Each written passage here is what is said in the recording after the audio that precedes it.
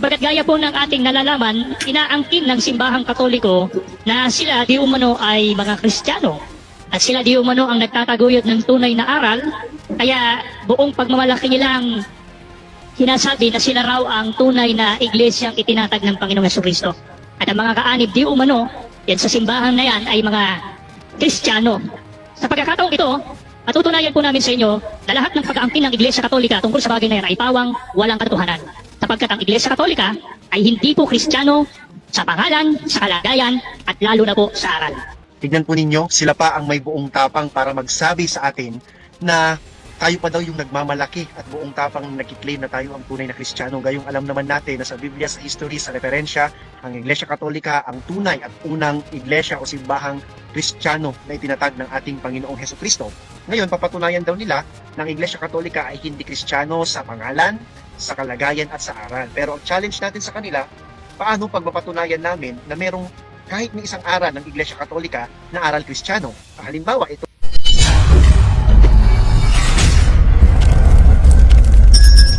ating sasagutin ang naging pagtalakay ng mga taga-revealers na mga manalista ukol daw sa kung ang Iglesia Katolika ba ay tunay na Kristiyano sa pangalan, sa kalagayan at lalong-lalo na sa aral.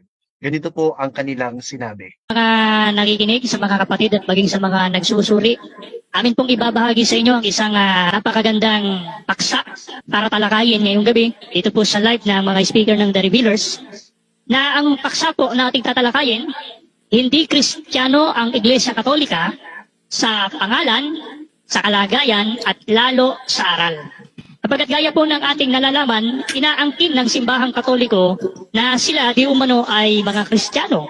At sila di umano ang nagtataguyod ng tunay na aral, kaya buong pagmamalaki nilang sinasabi na sila raw ang tunay na iglesyang itinatag ng Panginoong Jesucristo.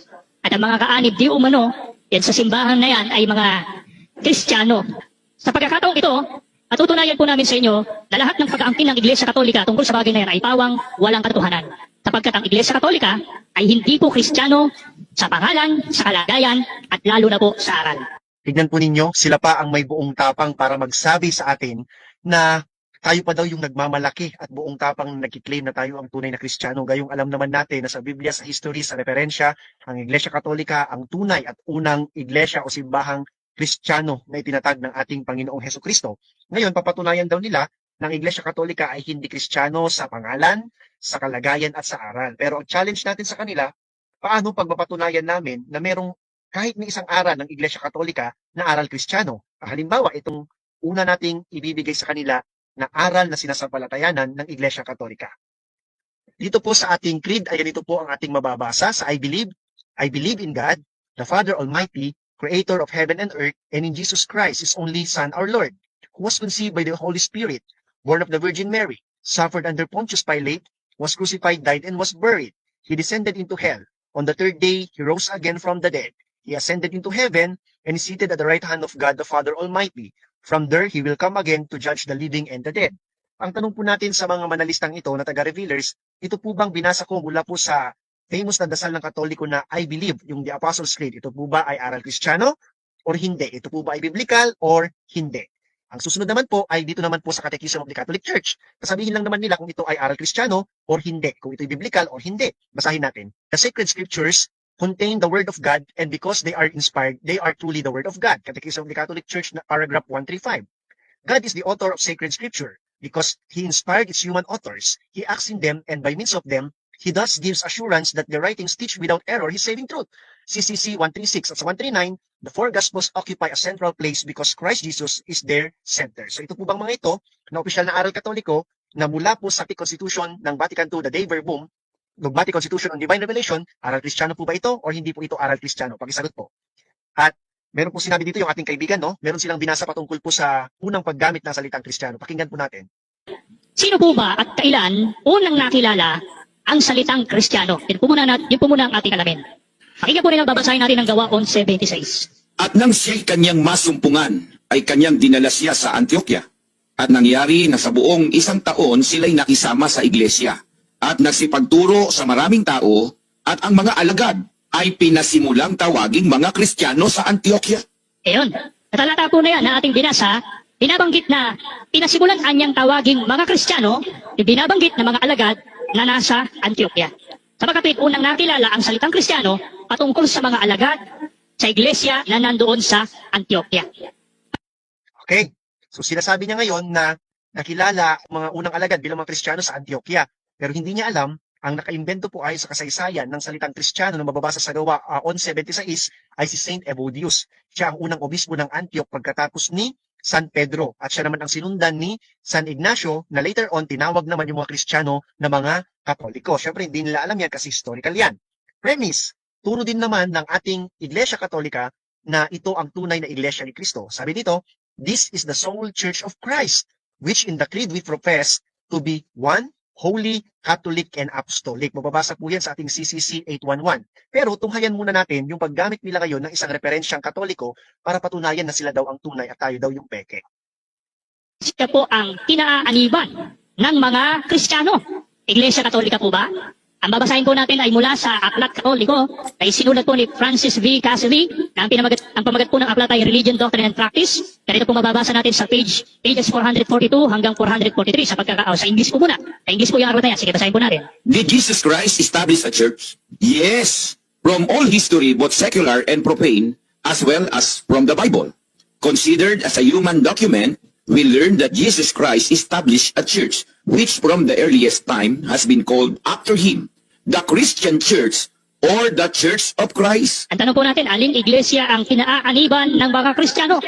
Aminado naman po pala ang simbahang Katoliko na iglesia ni Kristo po ang iglesyang itinatag ng Panginoong Jesucristo kung saan doon kaanib ang mga Kristiyano. Pansinin po ninyo, inaamin mismo ng Iglesia Katolika sa pamamagitan nitong kanilang aklat na ang itinatag ni Kristo na iglesia, both secular and profane as well as from the Bible, si Jesus Christ ay nag-establish ng kanyang iglesia na ito anya'y tinawag na sunod sa kanyang pangalan. Iglesia Kristiyana o ang iglesia ni Kristo. Sa madaling salita, ang mga tunay na Kristiyano, kaanib po Apostolika Romana. Ngayon, ayon sa Biblia, ano nga ba pangalan ng iglesia na yan? So, ito po yung aklat na kanyang ginamit, no? Na ayon daw sa aklat ni Padre Francis V. Cassidy na Religion, Doctrine, and Practice na paborito nila, ang tinatag daw ni Kristo ay sunod sa kanyang pangalan, na yun daw ang Church of Christ o Christian Church, no? At ginagamit nila yung all history, no? Both secular and profane. Pero kapag babasahin po natin, kasi ito yung kanilang binasa, yung nandito sa part na nandito sa page 529 dito, pero ipang page sa kanya, same lang po yung binasa dito.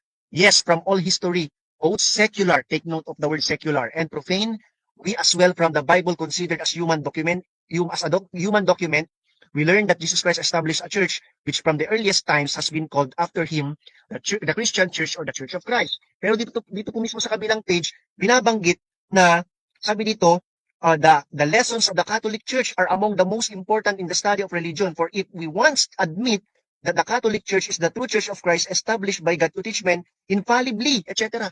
Ito pa lang, tinutukoy na Church of Christ dito ay siya din pa lang Iglesia Katolika. At kapag susundan po natin sa susunod pang pages, sabi dito, we must believe, no?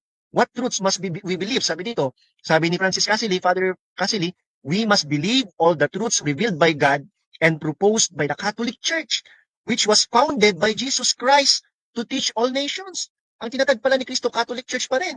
At dito naman sa isa pang page dito na susunod sa nasa gitna, sinasabi dyan na hindi natalikod yung Church of Christ. Nasalungat naman sa aral nila na natalikod ang Church of Christ. Kaya nga sabi dito, the next question to consider is whether the Church of Christ disappeared at the death of the apostles or has lasted to the present time and will continue to endure. Ang sagot po, did Christ destine His Church to endure? Yes. At kapag titignan po natin yung sa number 15 sa page 335, sabi dito, by what name do we call Christ Church? Ang sabi po ng kanilang sinitas na or kinote na aklat, we call Christ Church the Holy Catholic Church. Christ Church has many titles. It is sometimes called merely the Church or the Catholic Church. It is also known as the Christian Church, the Roman Church, or the Roman Catholic Church, etc. Sabi ni St. Pacian, in the 4th century, said, Christian is my name, Catholic is my surname. The Church is also styled the Kingdom of Christ, the body of Christ, and the spouse of Christ. So malinaw po na yung tinutukoy pa ng Christian Church o kaya Iglesia Kristiyana o kaya Church of Christ dito sa aklat ni Padre Francis V. Cassidy ay siya ding Catholic Church. At sabi po kanina dito, yung sa binasa nila, both secular and profane. Oh, pero bakit ayaw nilang tanggapin yung nasa pasugo nila?